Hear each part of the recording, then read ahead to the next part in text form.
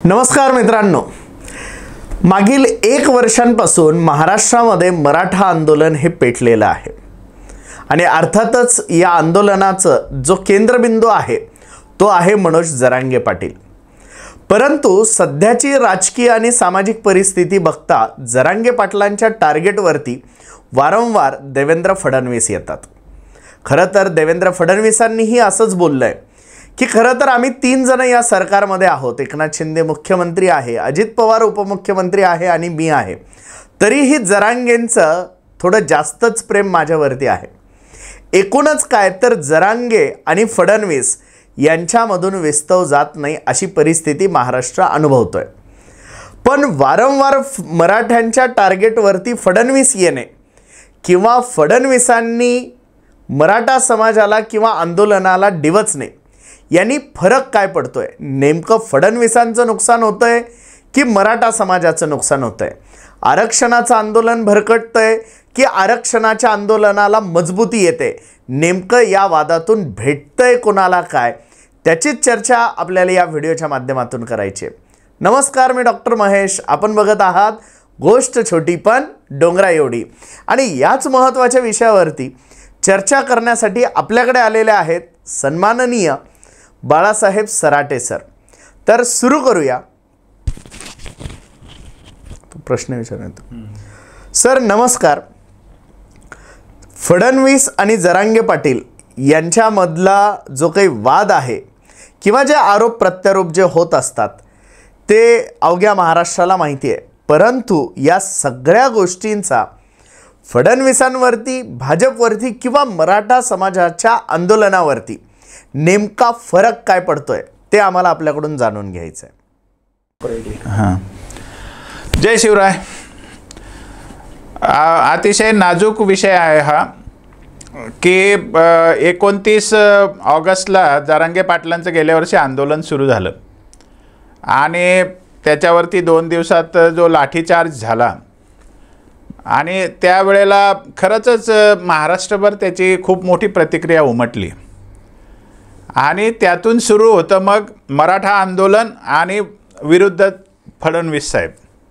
देवेंद्र फडणवीस हे मराठ्यांचे विरोधक आहे हे सांगायला कुठल्याही मग पुराव्याची गरज उरत नाही। आणि ही गोष्ट खरी आहे की एक राजकारणी म्हणून देवेंद्र फडणवीसांनी खूप गोष्टी मराठा समाजाच्या डोळ्यात येतील असं केलेलं आहे। मग ते लाठीचार्जची तर थेट त्यांची जबाबदारी होतीच, त्यात काही प्रश्न नाही। भले त्यांनी जरी आदेश दिला होता की नव्हता दिला हे फडणवीसच जाणे फक्त, परंतु त्याच्यानंतर त्यांनी माफी मागितली होती ना। शिवाय नंतर एक त्यांच्या अधिकाऱ्याला बोलणं करायला लावून नाही त्यांनी सांगितलं नव्हतं आम्हीच ते लाठीचार्ज केला होता असं वदवूनही घेतलं, पण ते माफी मागितल्याच्या खूप नंतर पश्चातबुद्धीसारखं। त्याच्यानंतर जरांगे पाटलांचं आंदोलन सुरू होऊन 2-3 महिने झाले की त्यावेळेला अचानक भुजबळांना जाग आली। त्यांना असं वाटलं होतं आता संपलं सारं, पण फडणवीसांच्या एनर्जीमुळे त्यांना पुन्हा एकदा धुमारे फुटले आणि मग सुरू होतो भुजबळांचा मराठ्यांच्या विरुद्ध एल्गार। मग बीड माजलगावमध्ये झालेली जाळपोळ, मग त्यांच्या त्या एल्गार सभा, म्हणजे जालन्यात, हिंगोलीत, नांदेड अशा अनेक ठिकाणी सभा झाल्या। आणि स्वाभाविक आहे जालन्याच्या सभेच्या आयोजनामागे कोण होतं हे सगळ्या स्थानिक मराठा समाजाला माहिती आहे आणि सगळ्या सभांच्या मागे भाजपची ताकद उभी होती आणि म्हणजे फडणवीस साहेबांचा ब्रेन आणि फडणवीस साहेबांचं सगळं नियोजन होतं। हे सगळं मराठा समाजाच्या डोक्यात फिट बसलेलं आहे आणि असं असताना स्वाभाविकच आहे की जरांगे पाटलांच्या बोलण्यात देवेंद्र फडणवीस येतात। दुर्दैव यातलं एवढंच आहे की फडणवीस ब्राह्मण आहे म्हणून जरांगे पाटील टार्गेट करतात असा त्याचा अर्थ सांगितला जातो, तो चुकीचा आहे। त्याचं कारण असं आहे की कोणी जरी नेता असं वागला असता या पॉलिसीने तर ते टार्गेटवर आलाच असता, त्यात काही शंकाच नाही आहे। जसं 23 मार्च 1994च्या GR मुळे शरद पवार साहेब आता मराठ्यांच्या टार्गेटवर आलेलेच आहेत। त्यामुळे त्यांची जात बघून कोणी त्यांना टार्गेट करीत नाही, त्यांचे कृती बघून करतात। आणि फडणवीसांच्या बाबतीतही असं घडलेलं आहे की वारंवार मराठा आंदोलन वर्सेस देवेंद्र फडणवीस असं झालेलं आहे. आणि मी आधी पण सांगितलेले अनेक व्हिडिओमध्ये, याला कारण आहे देवेंद्र फडणवीसांची कार्यपद्धती. परंतु आजचा विषय तो नाही आहे. आजचा विषय आहे की जरांगे पाटील फडणवीसांना टार्गेट करतात किंवा मराठा समाज फडणवीसांच्या विरुद्ध एक भावना ठेवतो तीव्रतेची, त्याच्यात नुकसान कोणाचं होतं.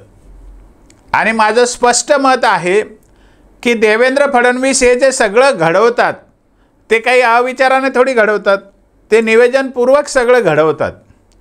मग त्याच्या परिणामाची जाणीव त्यांना असतेच ना. नव्हे तसा परिणाम साध्य करण्यासाठी तर ते घडवतात, असं मराठा समाजाला आता समजून घेण्याची वेळ आलेली आहे. म्हणजे उदाहरणार्थ त्यांनी भुजबळांना पुढे केलं, ओबीसींच्या सभा झाल्या आणि एक त्याच्यातून वातावरण काय बनलं, देवेंद्र फडणवीसांनी भुजबळांना पुढे केलं पण जरांगे आणि भुजबळ सुरू झालं. म्हणजे कुठे तुलना होऊ शकते का की 1.5 कोटी संख्या एकट्या जरांगे साहेबांना ऐकायला येते एका ठिकाणी आणि ते भुजबळ वर्सेस जरांगे एका लेवलला आणून बसवले मीडियाने आणि फडणवीस साहेबांनी. हे साध्य झालं फडणवीसांना. त्याच्यानंतर अनेक गोष्टी, जसे आता हाके साहेबांचं उपोषणाचं आहे, लक्ष्मण हाकेंचं, त्याच्यातही हाके लार्जर दॅन लाईफ होऊन बसलेले आहेत. म्हणजे जरांगेंना कोणीही बोलू शकतं असे माणसं त्यांनी निर्माण केलेले. आणि हे तर मराठा समाजाचं नुकसान झालेलं आहे ना.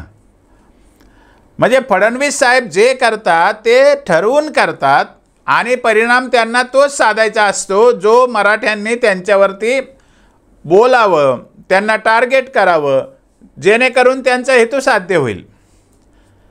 कशासाठी करतात फडणवीस साहेब असं? कारण भाजपचा मंत्रच आहे, जितके मराठा एकत्र येतील आणि स्ट्रॉंगपणे भाजपला टार्गेट करतील किंवा फडणवीसांना टार्गेट करतील, तितकं ओबीसी मतदान आम्हाला एक गठ्ठा मिळेल. हा भारतीय जनता पार्टीचा तर मूलमंत्र आहे आणि तो साध्य करण्यासाठीच फडणवीस त्यांची कृती करत जातात आणि मराठा समाज, मराठा आंदोलक, मराठा नेते अलगद त्यांच्या कृतीमध्ये अडकतात. आणि ही वस्तुस्थिती आहे. म्हणून मला सरळ एवढंच सांगायचं आहे समाजाला की तुम्ही फडणवीसांना टार्गेट केल्याने नुकसान फडणवीसांचं होत नाही. उलट ते मराठा समाजाच्या विरुद्ध असा नॅरेटिव्ह तयार करतात आंदोलकांच्या विरुद्ध की मी तर किती हितकारक आहे मराठ्यांना, तरी मला ब्राह्मण म्हणून टार्गेट केलं जातं. अशा पद्धतीचा नॅरेटिव्ह ते तयार करून मराठा समाजाचे प्रश्नही ते चिघळत ठेवतात. मराठा समाजाच्या पदरात काही पडणार नाही याची ते खबरदारी घेतात आणि पुन्हा मराठा समाज कसा दांडगट आहे, कसा ब्राह्मणांना विरोध करतो, कसा अंगावर येतो, हेही ते समजावून सांगत राहतात. म्हणजे एकंदरीत सगळ्या गोष्टीने मराठा समाजाच्या आंदोलनाची पण बदनामी होते, मराठा लोकांच्या भावनांची पण खेळ होतो, भावनांचा पण खेळ होतो आणि फडणवीसांचा हेतू साध्य होतो. ही वस्तुस्थिती. तो फडणवीस व्यक्ती म्हणून नाही बोलत आहे मी, एक नेतृत्व म्हणून बोलतोय आणि त्यांच्या पक्षाचा हेतू साध्य होतो हे मात्र नक्की दिसते. त्यामुळे या इलेक्शनमध्ये आपण कितीही जोर लावला, कितीही आंदोलन केलं, तर मी हे स्पष्टपणे सांगत आलेलो आहे की एकनाथ शिंदेंनी मराठा समाजाचं आंदोलन सांभाळून घ्यायचं आणि त्या आंदोलनाची दुसरी बाजू जी आहे ओबीसी एकत्र करण्याची, ती फडणवीसांनी करायची. यांचं जातीय समीकरण बरोबर बसलेलं आहे. त्यामुळे मराठा आंदोलनाचा फायदा शिंदे साहेबांना अलगद होणार आहे आणि पुन्हा त्याचा अप्रत्यक्ष नकारात्मक फायदा फडणवीस साहेबांना अलगद होणार आहे. त्यामुळे एका वेळेला महायुतीचा फायदा होणार या आंदोलनातून, हे तर खेळी आहे मूळची आणि ती खेळी साध्य होती आहे असं मला याच्यामध्ये स्पष्ट दिसतंय.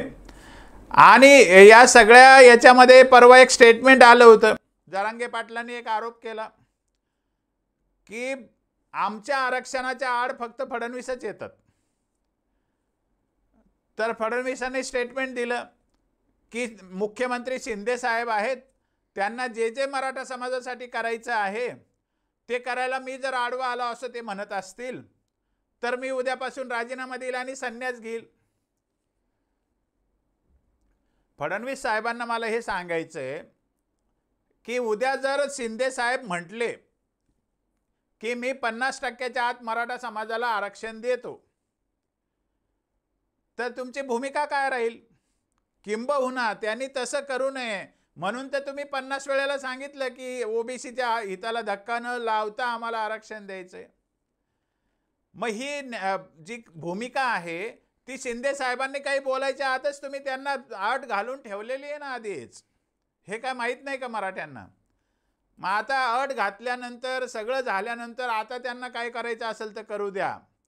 तुम्हालाही माहिती आहे की हे सरकार जे आहे आज, तसं तर भाजप पण शिंदे साहेबांशिवाय इलेक्शन करू शकत नाही आणि शिंदे साहेबसुद्धा भाजपशिवाय निवडणूक लढू शकत नाही, ही वस्तुस्थिती आहे.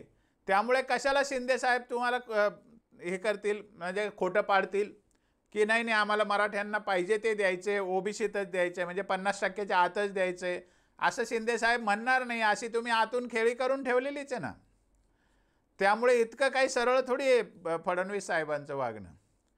ते एकंदरीत सांगायचा मुद्दा असा की जे काय वर्षभर मराठा समाजाचं आंदोलन झालं, जर त्याचा फायदा उद्या महायुतीला झाला, या म्हणजे लोकसभेला नुकसान झालं असं प्रथमदर्शनी दिसत असेल, पण विधानसभेला जर पुन्हा भाजपचं आणि शिंदे साहेबांचं सरकार जर आलं आणि त्यांना मराठा आंदोलन होऊन सुद्धा जर निवडणुकीत चांगले मतं मिळाले किंवा चांगलं त्यांना परत हे मिळालं, निवडून आले त्यांचे लोक, तर याचा अर्थ असाच होईल की त्यांनी हे आंदोलन चिघळवत ठेवण्यामध्ये मोठी भूमिका केलेली आहे. आणि हे मी आधी सांगतो कारण असं झालेलं आहे वर्षभरामध्ये की ठरवून खेळी करून मराठा आंदोलन चिघळत ठेवायचं आणि सोप्या पद्धतीने सुटणारे विषय सोडवायचे नाहीत, हा दृष्टिकोन फडणवीस साहेबांनी रुजवलेला आहे महायुतीमध्ये. आणि त्याचा बळी कदाचित मला असं वाटतं मराठा समाजाचं आंदोलन ठरतं आहे. हे समाजाने समजून घ्यावं, एवढंच मला सांगायचं. जय शिवराय. तर एकूणच फडणवीस आणि मराठा यांच्यामध्ये हा जो काही वाद आहे याचा 100% फायदा देवेंद्र फडणवीसांना किंवा महायुतीला होणारच आहे. आणि झालं तर नुकसान हे मराठा समाजाचं होऊ शकतं, असंच एकंदरीत हे चित्र आहे. जर मित्रांनो हा व्हिडिओ जर तुम्हाला माहितीपूर्ण आणि अभ्यासपूर्ण जर वाटला असेल तर या व्हिडिओला लाईक आणि शेअर करायला बिलकुल विसरू नका. आणि अजूनही जर आपण आमचं हे चॅनल जर सबस्क्राईब केलं नसेल तर या चॅनलला नक्की सबस्क्राईब करा. धन्यवाद.